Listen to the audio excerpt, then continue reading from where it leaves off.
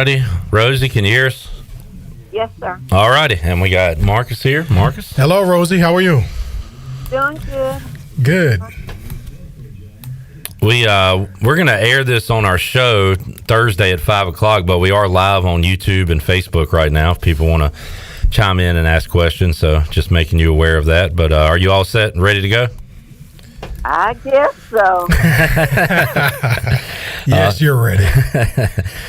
All right. Well, we head out to the Pirate Radio Live line and talk to an ECU Hall of Famer, a North Carolina Sports Hall of Famer, and probably in some more Hall of Fames that I'm even unaware of. But the great Rosie Thompson joining us today here on Pirate Radio. And Rosie, great to chat with you. How you doing today?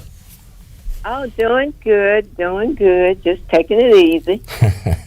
Good deal. And Marcus, we've talked to a lot of Pirate legends, and got a Hall of Famer here to my left, and Marcus Crandall, Hall of Famer, on the phone. And man, everybody knows Rosie Thompson around here. I'll say that. Absolutely, man. What an honor and a pleasure to be named in the same breath as far as the ECU Hall of Fame, Rosie.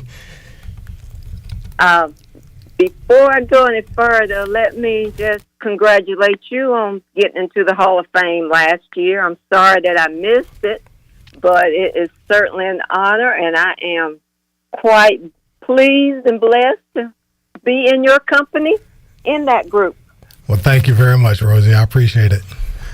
Well, Rosie, you spent many years here in Eastern North Carolina as a player, as a coach, as an administrator. So how about before your ECU days? Where did you grow up, and how did you make it here to Greenville, where you were here all those years afterwards? Well, I actually grew up in a very small town called Blunt's Creek, North Carolina. Mm-hmm. I think you may have heard me say I went to Chocowinity High School. And of course, that was a real small 1A school back in the day. I had the opportunity to play basketball at Chocowinity, and the way that came about was my high school basketball coach, the late Neil Titus. He actually, had not been for him taking me home every day after practice, or he got someone to actually take me home, I don't know what I would have been doing today. So I credit the beginning to him, and also Pat Dye, former ECU football coach. I can honestly say I think I'm the only female recruit for Pat Dye, because he actually spoke at my high school athletic banquet my senior year and approached me and asked me, "Where are you going to school?" And I said, "Well, nowhere that I know of, sir," mainly because, when you're from a poor background, you really just don't know how those type things work. And to make a long story short, within a week after that conversation, there was somebody in our guidance counselor office talking to me about coming to East Carolina. And so I ended up there, and again, had it not been for that one conversation, I don't know where I would have been at this point. But once I did leave East Carolina after playing, I actually spent 1 year in St. Louis playing in the WBL, the Women's Basketball League. That only lasted about 3 years, but I was only there for one. And once coming back, finishing grad school, and actually taught high school in Rocky Mount at Northern Nash High School, coached track and basketball. And so after I did that, I actually left, and then in January of 84, I ended up at East Carolina, and that's where I stayed until retirement. Man, I love those little stories about getting rides here and there, and then one speech from Coach Dye, and it seems like maybe minor things at the time, but turned out to be huge things. Kind of shaped Miss Thompson's life there. It's those little things, especially being from a small town, Rosie, like myself and you.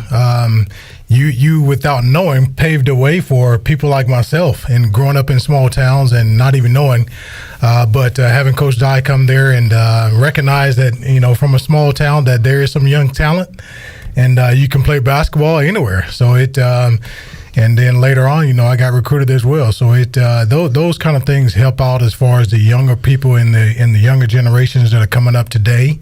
It just bodes well for them and give them some excitement, some motivation to say, hey, you know what? Rosie Thompson came from Chocowinity High School, and she made it to ECU and through the Hall of Fame, and now currently North Carolina Hall of Fame. Yeah. All right. So, Rosie, can you speak on that a little bit as well, coming from the small school of Chocowinity and being inducted this year, April 21st, which is a great day for me in regards to, that's my daughter's birthday and my grandmother's birthday. But what was that like what does that mean for you getting inducted into the North Carolina Hall of Fame as well? I still can't believe that, even after going through the ceremony. And I mean, it was an awesome weekend, and walking through the North Carolina Sports Hall of Fame and actually seeing my picture of all people hanging up in there. That's just one thing. It's just hard to believe. Like you said, coming from a small school, and when I actually did get to East Carolina, Catherine Bolton would always say she never said that she was a great recruiter, because she actually told me that I couldn't play for her. And even then, which I couldn't blame her. I mean, my shot at that time was a little bit unorthodox, and being very slender, I probably would have told me the same thing. But I just never imagined just going to East Carolina, playing basketball, just doing something that I love, it would just end up being in the North Carolina Sports Hall of Fame. Because to look at all the great athletes, my personal opinion, I pale in comparison to all those people that are in the Hall of Fame, but I am totally honored to actually be there. It's just still something that I cannot believe. The great Rosie Thompson joining us here today on Pirate Radio Live. And Rosie, you left ECU, the school's all-time leading scorer and rebounder, led the team in scoring, rebounding, minutes played, most accurate free throw shooter in ECU history. And there's so many honors. And how about this one, Marcus? And we talk about this. I love a retired jersey. It really, I think that's kind of the ultimate there. Like, nobody else will ever wear this number. And her number 10, the only women's basketball player that has their number retired. So if you've never seen a number 10 on the court since for many years, that is why. And that's quite an honor too, Rosie. Again, I just still can't believe just those type things. And I don't, well, no, because you're way too young to remember this. When they actually did, during my senior year, a Rosie Thompson night. Oh, wow.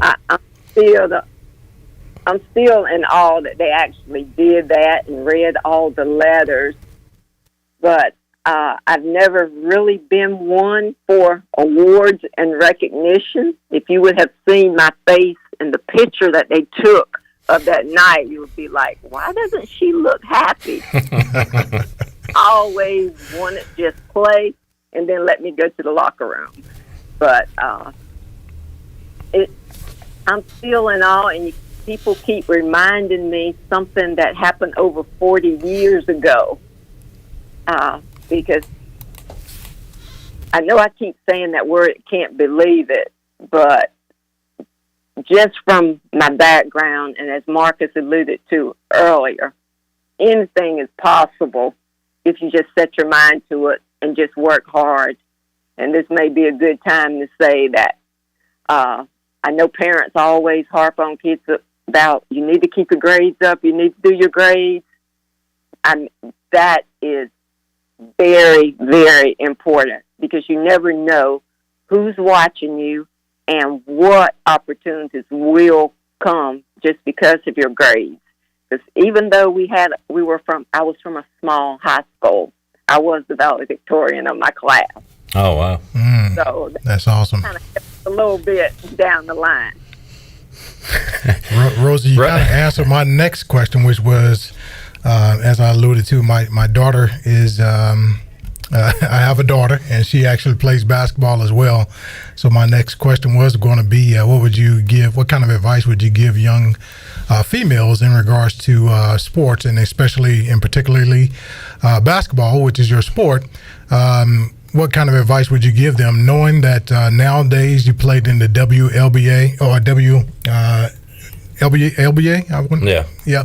And now there's the WNBA.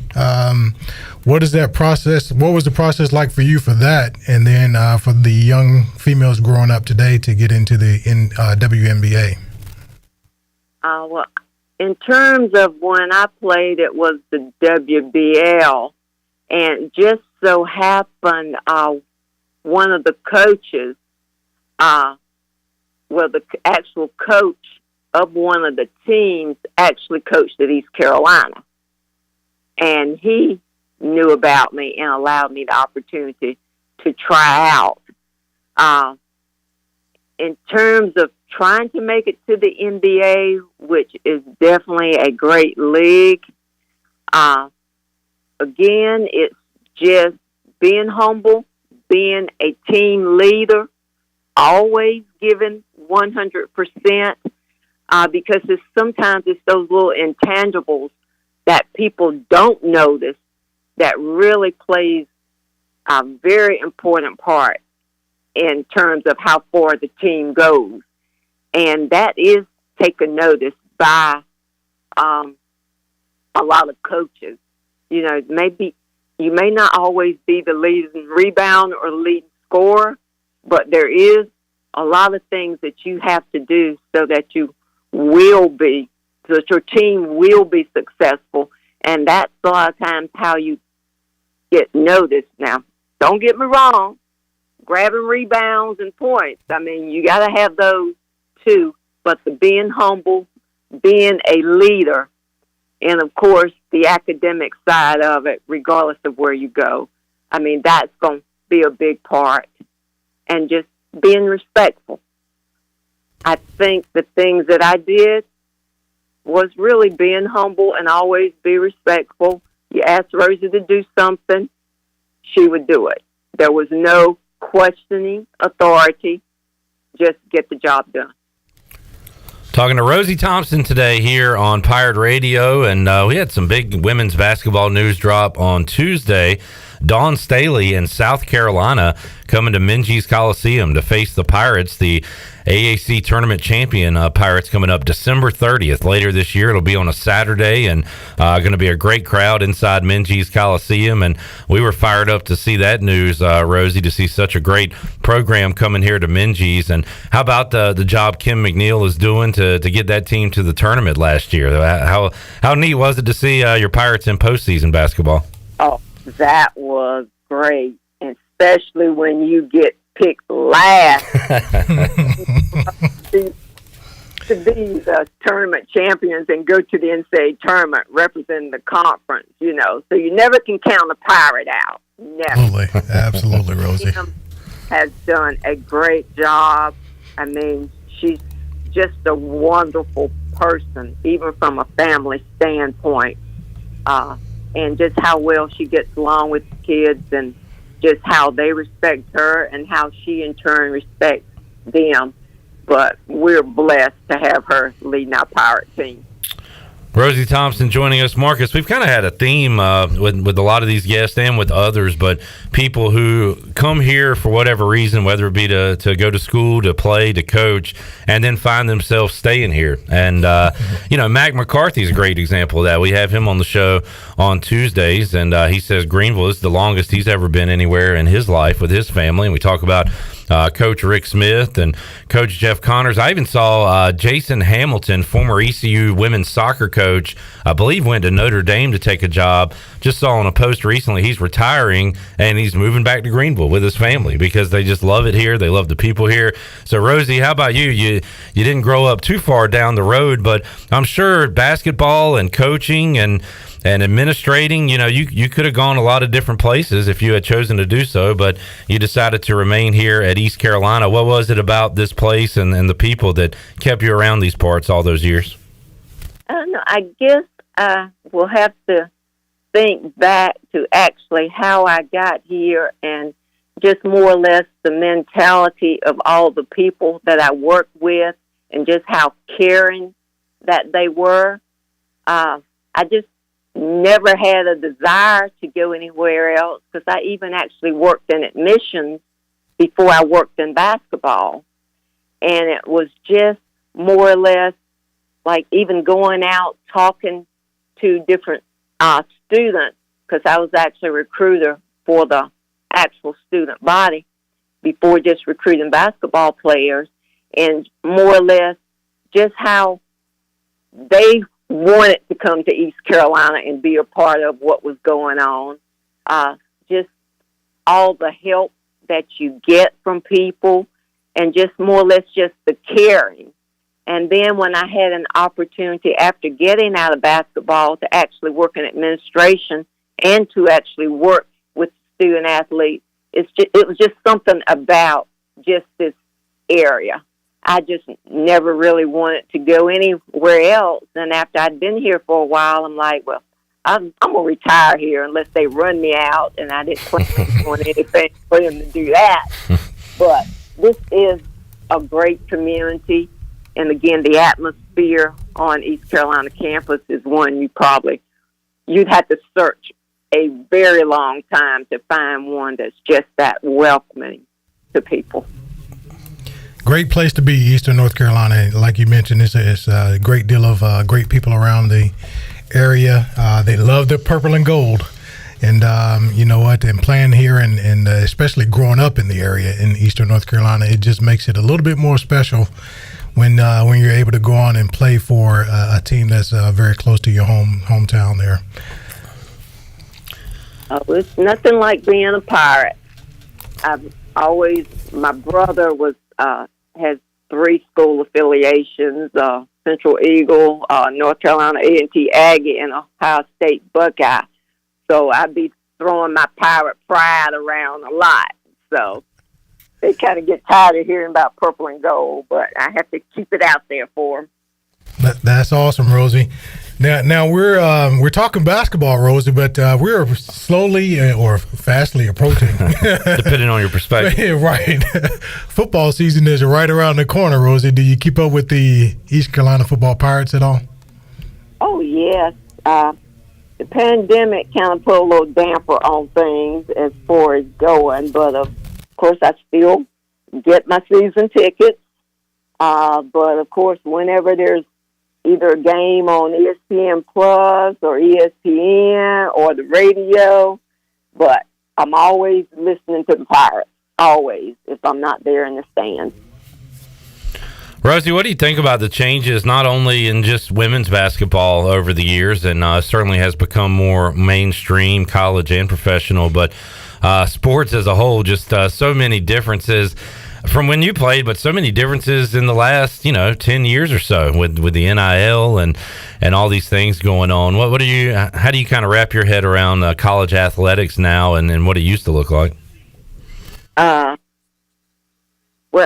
all I can say in reference to, especially when you mentioned that name, image, and likeness, NCAA legislation, I'm just glad I'm not doing NCAA compliance anymore. Right.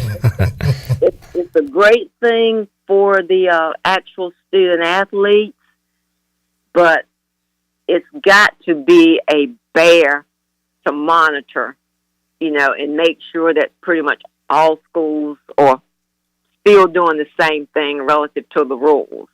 Because of course, there's going to be some schools who can have access to more money that's available to student athletes. And so it's still, for the smaller schools, have, again, made it a little bit tougher. Then we talk about that NCAA portal. I know that's a nightmare for coaches. Again, a great thing for the student athlete, but it's just just entirely new way of looking at things. So many different rules have changed, even from the time when I was doing NCAA compliance to now, that you almost have to hire 10 people to keep up to make sure that, you're not in violations of NCAA rules. Again, it's just changed a whole lot. Again, when I played, we were AIAW, Association of Intercollegiate Athletics for Women, so we didn't really have to worry about, those NCAA rules per se. But it's just a whole new ball game, and it just keeps people trying to be educated on what the rules are, just to make sure that they are in line and do not violate any of that legislation. Rosie Thompson joining us today. Marcus, anything else for the legendary Rosie Thompson before we wrap it up here? Before we wrap it up, I just wanted to reiterate, thank you, Rosie Thompson, for all the things that you've done for the Eastern North Carolina fans and myself as well. Young people, young athletes growing up, whether you're female or male. I think you are a great role model, outstanding person. And I was not only I'm not only honored to be in the Hall of Fame, East Carolina Hall of Fame with you, but I'm also honored to have been here during your career as a coach when I was here at East Carolina in the 90s. So thank you very much for all that you've done and continue to do for Eastern North Carolina and the ECU Pirates. Well, thank you so much. It has been just a tremendous ride. Being at East Carolina from, say, 75 until I retired in 14, other than about a 2-year period, I never imagined that I would be here that long, but I couldn't think of a better place to be, and I am so honored to always be able to say I am an ECU Pirate. Amen. There you go. Rosie Thompson joining us. Rosie, thank you so much. We'll talk to you again down the road, but we really appreciate your time joining us here today. And thank you so much. It was a pleasure talking with you, and I really appreciate the opportunity of being on the program. Thank you so much. The great Rosie Thompson joining us here today on Pirate Radio. We are recording this on a Wednesday. We're going to air this Thursday at 5 because Marcus won't be here. So, Marcus, before we let you get out of here, since you won't be here on Thursday, AAC Media Days have come and gone. Pirates picked 6th. Mike Houston, very confident about his team. And still seems like if we could, if Mason or Alex Flynn or whoever is that quarterback can get it going, can lead this team, might have a lot of wins coming our way. We'll see. You know what? You're right about that. You're right about that. We hate to be pick 6, of course, but it should be a little bit of motivation in that.